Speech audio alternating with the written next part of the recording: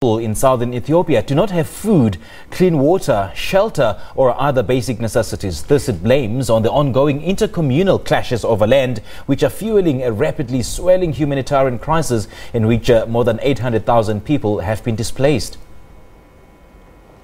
In response, the ICRC and the Ethiopia Red Cross Society will start providing relief to 100,000 people in Kocherre district, Gedio zone. This will include providing medicine and international and health supplies to local clinics, as well as water tanks, taps and other efforts to improve the quality of water and sanitation facilities. The clashes in Gedio and West Guji zones are the latest resurgence of inter-communal violence in Ethiopia over land which have driven widespread displacement.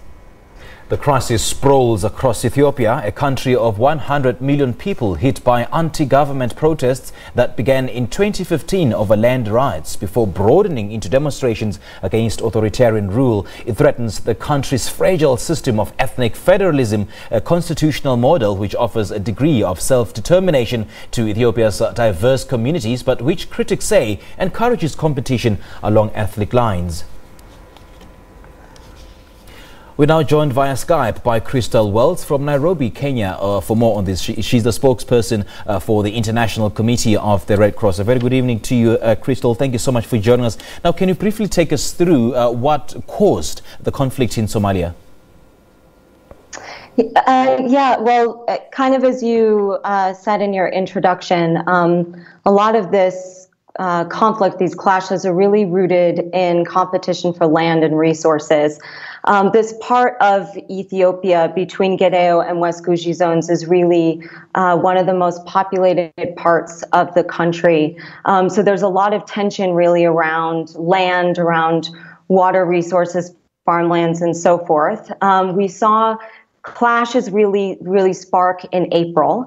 And the actual root of that initial clash is a little unclear, but basically over April, May, and then into June, we just saw clashes that triggered this very large displacement crisis, which we're facing today, in which over 800,000 people have been forced from their homes and now are lacking the very, the basics from food to clean water to medical care.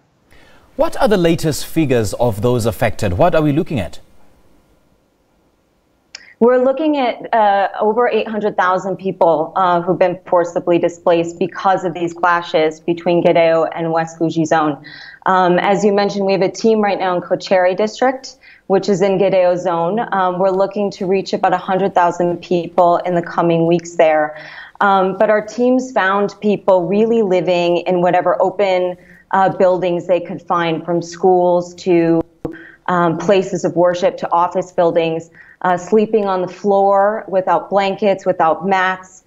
Clean water and food is scarce at best. And our fear is that if humanitarian assistance doesn't scale up to serve these people quickly, we could see a major deterioration in the situation, which you see malnutrition rates rise. We could see disease outbreaks, particularly as the rainy season sets in. And then just from a basic humanity perspective, I mean, these people are living really without the basic elements that allow them to live with human dignity. Now, Crystal, are you getting the necessary support from those backing you in this time of crisis?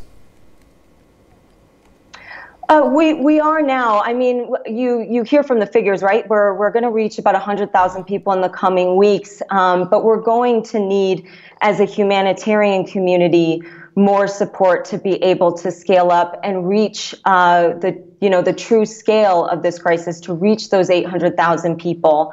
And on top of that, it's important, obviously, that we meet their immediate needs, but a lot of these people lost their homes. Our team heard from people, at least in Kocherre district, that a lot of them, their homes were burned to the ground. So even, in the months to come, people are going to continue to need support, not just for food and clean water today, but material support to be able to rebuild their lives and rebuild their homes.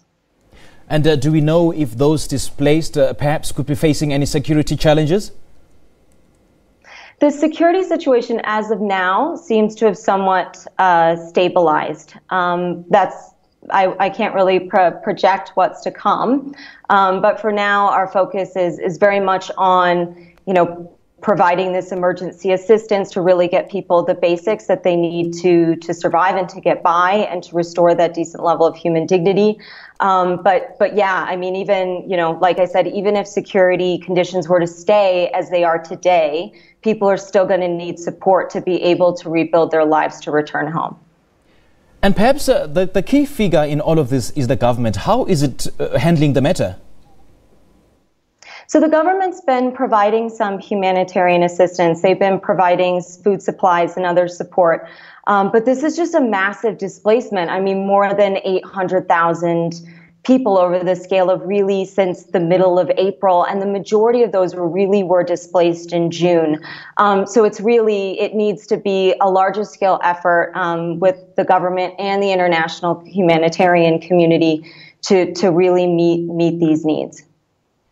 Is your staff working with these displaced people not often caught in the crossfire, though? Because we do understand that one of your staff members was abducted a couple of months ago. Yes, we did have a staff member who was abducted in Mogadishu, Somalia. We, as an organization that was really founded to serve victims of conflict, to provide them with humanitarian assistance and to provide basic protection.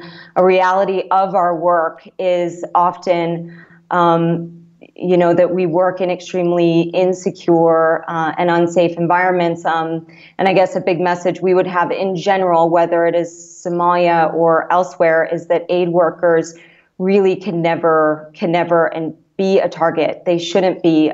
We're there to provide assistance to those most in need. And anytime one of our staff members or another aid worker working for another humanitarian organization is attacked or targeted, it's really an attack on the people we're there to serve. Now, Crystal, some analysts are of the view that UNISOM's humiliating departure from Somalia in March 1995 was followed by international disengagement and a decline in foreign aid. This has exacerbated the conflict in Somalia. Are you of the same school of thought?